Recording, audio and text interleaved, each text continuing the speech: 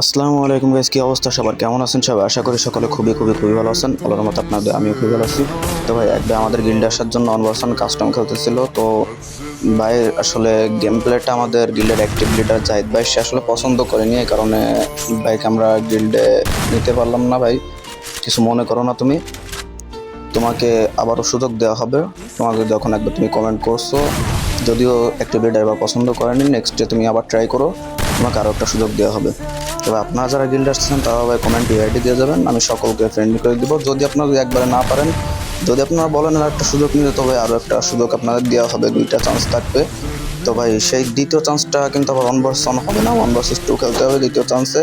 তো ভাই যারা যারা গিল্ডে আসতে চাও তারা তারা কমেন্টে ইউআইডি দিয়ে যাবে। আর ভাই শুধু যে গিল্ডে আসার জন্য কাস্টম খেলবো তোমরা শুধু তাই না ভাই, তোমরা যদি চাও ভাই আমি এখন থেকে তোমাদের গেম প্লে রিয়াকশন দেওয়ারও চেষ্টা করবো ভাই।